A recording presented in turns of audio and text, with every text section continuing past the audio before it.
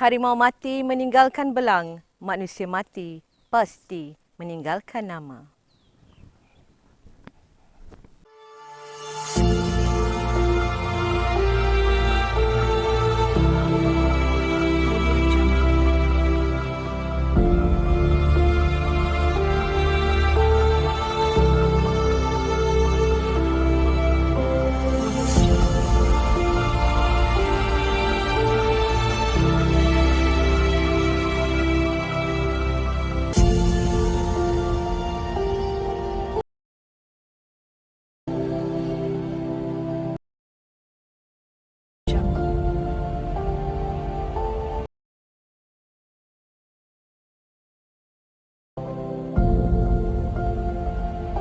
Audio Jungle.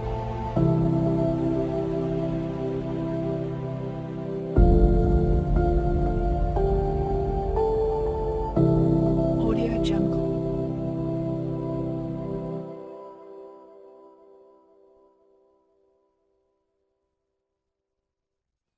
Assalamualaikum dan salam sejahtera. Terima kasih kerana bersiaran bersama saya, Nur Azura Osman dalam Buletin Kir Johari.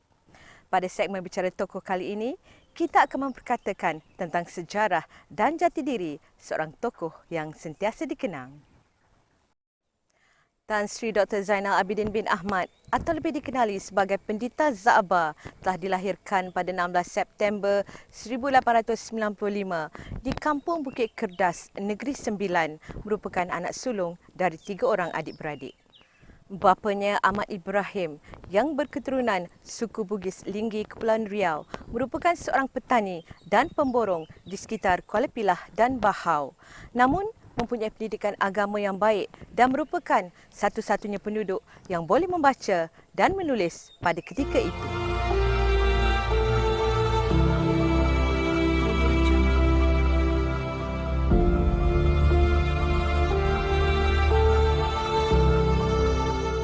Kemana tumpahnya kuah kalau tidak ke nasi? Begitu juga dengan Za'abah yang telah mula menulis seawal usia 5 tahun. Beliau belajar menulis dengan menggunakan daun-daun pisang di sekeliling rumahnya. Dan melihat kesungguhan beliau, ayahnya telah menghantar beliau ke sebuah sekolah Melayu di Linggi pada tahun 1909 kerana inginkan anaknya mahir bahasa Arab dan fiqh serta menjadi seorang ulama. Namun, minat Za'abah beralih. Za'abah meminati ilmu kedoktoran dan ahli sastra. Beliau kemudiannya menyambung pembelajaran di Institusi St. Paul Seremban dan merupakan orang Melayu pertama yang menduduki dan lulus peperiksaan Sini Cambridge pada tahun 1915. Hebatnya sumbangan Za'abah hingga namanya kekal diabadikan. Antaranya Lorong Za'abah di Tanjung Malim, Perak, Jalan Za'abah di Seremban, Negeri Sembilan dan Lorong Za'abah di Taman Tun Dr. Ismail. Bagi mengetahui lebih lanjut tentang sumbangan dan penglibatan Pendeta Za'abah dalam senario politik Tanah Melayu, jom kita dengar kupasan.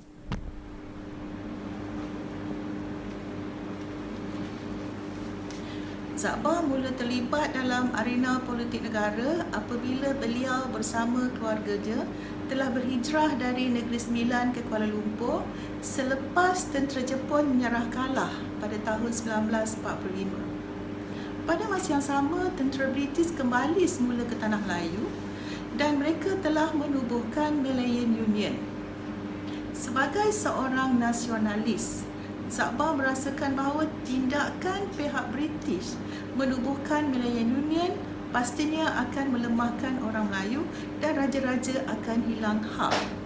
Oleh itu, sebagai pengerusi Persatuan Melayu Selangor, Za'abah telah menghantar telegram kepada Setiausaha Tanah Jajahan British untuk menyatakan bantahannya terhadap penubuhan Malayan Union.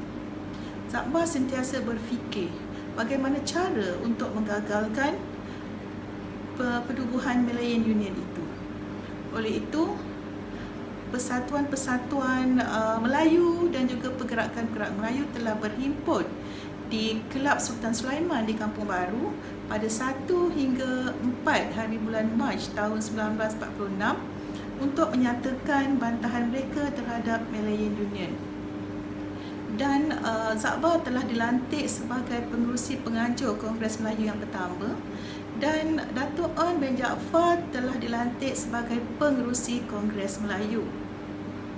Dan dalam Kongres Melayu tersebut, 3 usul telah dicadangkan dan diluluskan, iaitu yang pertamanya ialah penubuhan UMNO. Yang kedua, mereka menyatakan bantahannya terhadap penubuhan Malayan Union. Dan yang ketiga ialah mengadakan derma pelajaran, derma pelajaran kebangsaan.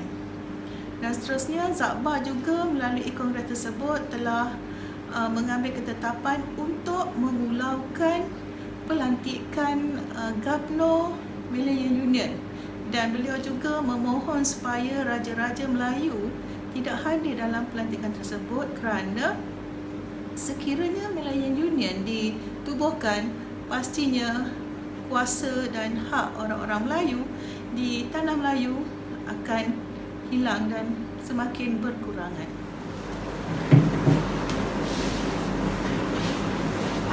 Sebelum UMNO ditubuhkan, Kongres Melayu telah membuat ketetapan untuk menggubal draft piagam perlembagaan penubuhan UMNO. Satu jawatan kuasa telah dibentuk untuk menggubal draft tersebut yang terdiri daripada Datuk On bin Jaafar. Yang kedua, Menteri Besar Perak iaitu Datuk Panglima Bukit Gantam.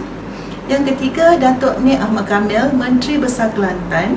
Yang keempat, Menteri Besar Selangor iaitu Datuk Hamzah Abdullah. Dan yang kelima, Zakbar sendiri. Seterusnya, pada 11 Mei 1946, Perhimpunan Kongres Melayu yang ketiga telah diadakan di Johor Bahru, dan di situlah mereka telah membuat ketetapan untuk menubuhkan UMNO. Dan Datuk On bin Jaafar telah menubuhkan United Malay Organisation ataupun UMO, UMO. Tapi Zakbar telah meminda nama tersebut menjadi United Malay National Organisation, menjadi UMNO ataupun UMNO. Kenapa Zakbar meminda nama tersebut? Kerana perkataan nasional ataupun kebangsaan itu untuk menunjukkan bahawa pertubuhan tersebut bersifat kebangsaan dan bukannya bersifat kenegerian. Seterusnya, satu jawatan kuasa dibentuk yang terdiri daripada Wakil Raja-Raja Melayu, Wakil UMNO dan juga Wakil British untuk membincangkan cara bagaimana nak menukar Malayan Union kepada Persekutuan Tanah Melayu. Dan akhirnya Persekutuan Tanah Melayu berjaya dibentuk dan hak dan keistimewaan orang Melayu dikembalikan semula, dan kita bebas daripada penjajahan British.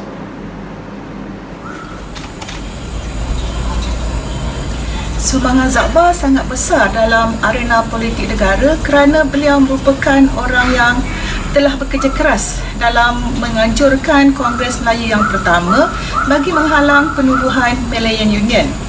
Beliau juga merupakan orang pertama yang menyedari tentang akibat buruk kepada masyarakat Melayu sekiranya Malayan Union ditubuhkan.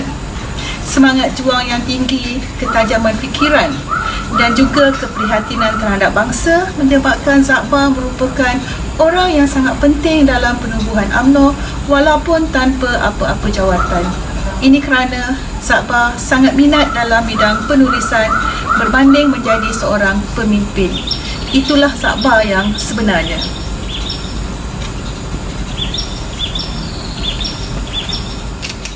Hanya jauh hari yang mengenal Manikam.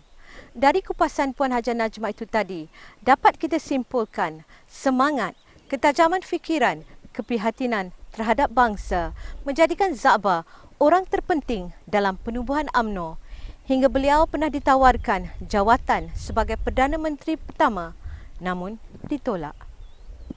Bukan hanya jalan mengguna pakai nama beliau, malahan juga institusi pendidikan menyanjung tinggi jasa dan bakti seorang pendeta. Antaranya SK Pendeta Zakbar di Tapahrut, Perak, SMK Pendeta Zakbar di Seremban Negeri Sembilan, Kolej Pendeta Zakbar di Universiti Kebangsaan Malaysia, Rumah Zakbar di Universiti Pendidikan Sultan Idris, Teratak Zakbar di kampung kelahirannya iaitu Kampung Bukit Kerdas, juga Perpustakaan Peringatan Zakbar Universiti Melaya. Menurut Kamus Dewan, pendeta membawa maksud orang yang banyak ilmu. Jadi untuk mendengar tentang asal-usul gelaran pendeta serta sumbangan pendeta Zakbar terhadap bidang ilmu, apa kata kalau kita dengar dari Guru Kanan Bidang Bahasa SMK KL Johari, Puan Hajah Zainab binti Haji Muhammad Razali. Menguraikan tentang sumbangan Zakbar di dalam bidang pendidikan bahasa Melayu. Zakbar merupakan sumbangan antara sumbangan yang terbesar terhadap bidang bahasa Melayu, iaitu pada tahun 1957 beliau telah menghadiri Kongres Puseratan dan Bahasa Melayu, dan pada akhir kongres tersebut beliau telah dianugerahkan gelaran pendeta. Adakah anda semua dan murid-murid mengetahui bahawa apa yang kita pelajari tentang bahasa Melayu ini adalah asas daripada sumbangan beliau? Sebagaimana yang kita ketahui bahawa golongan kata seperti kata sendi, kata nama, kata seruan, kata adjektif ataupun kata sifat adalah merupakan sumbangan Zakbar. Selain itu, Zakbar juga turut memberi sumbangan daripada golongan ayat seperti ayat perintah, ayat selapis, ayat dua lapis, ayat seruan, ayat aktif maupun ayat pasif. Justru pelajar hendaklah mengetahui bahawa sumbangan terbesar Zakbar di dalam bidang bahasa Melayu ini. Kesimpulannya, Zakbar memainkan peranan yang penting di dalam perkembangan bahasa Melayu di negara kita. Diharapkan anda semua akan bertambah minat untuk mempelajari bahasa Melayu dan seterusnya meraih kecemerlangan dalam subjek tersebut. Sekian, terima kasih. Timang tinggi-tinggi sampai cucur atap, belum tumbuh gigi, dah pandai baca kitab.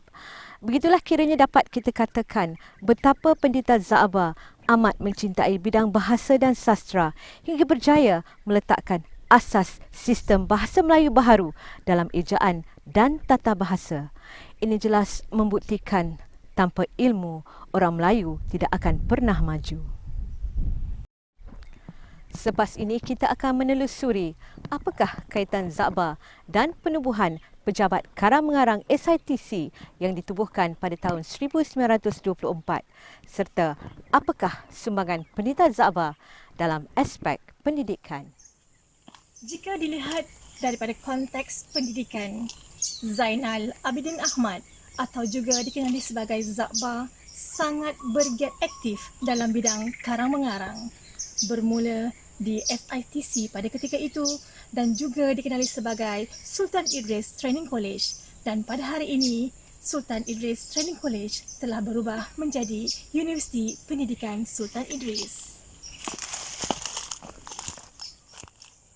Sejumlah 44 naskah buku pernah dikarang dan diterbitkan oleh beliau. Namun pada 1 Julai 1957, Pejabat Karang Mengarang SITC telah berpindah ke Dewan Bahasa dan Pustaka di bawah pengurusan Ungku Abdul Aziz. Seorang pemikir nan ulung yang pernah diangkat sebagai seorang pendeta, memiliki kepribadian terpuji, memiliki pangkat pendidikan yang tertinggi, mampu menguasai 3 bahasa, bahasa Melayu, bahasa Inggeris dan bahasa Arab, serta gigih dalam melaksanakan setiap yang diusahakan dalam pendidikan. Zakbar pernah berkata, dengan ilmu kita mampu membina kekuatan bangsa dan menjadikan bangsa itu mampu bersaing pada segenap bidang yang diceburi. Keterlibatan beliau dalam gerakan reformis membawa gagasan intelektual dan meletakkan bangsa Melayu mampu berdiri sama tinggi dan duduk sama rendah dengan bangsa yang lain. Pejuang bangsa lantas dijulang sebagai patriot Melayu. Dapatlah kita simpulkan dari komentar dan juga perkongsian tetamu-tetamu kita pada hari ini, Zaba adalah pemikir ulung yang lahir daripada anak kampung namun berpendidikan tinggi, berperibadi mulia, gigih melahirkan pendapat melalui penulisan. Sumbangan dan pemikiran Zaba lebih meluas cakupannya, bukan hanya dalam aspek bahasa, agama, politik, sejarah dan falsafah. Keterlibatannya dalam gerakan reformis Islam antarabangsa, penentangan terhadap penjajah British, kritikannya terhadap kemunduran dan kemiskinan Melayu serta saranannya untuk memajukan bangsa dan tanah air melayakkan Zaba dijulang sebagai patriot Melayu. Al-Fatihah untuk pejuang negara Pendeta Zaba yang telah pulang ke rahmatullah ketika berusia 78 tahun. Semoga jasa dan pengorbanan Pendeta Zaba akan terus dikenang.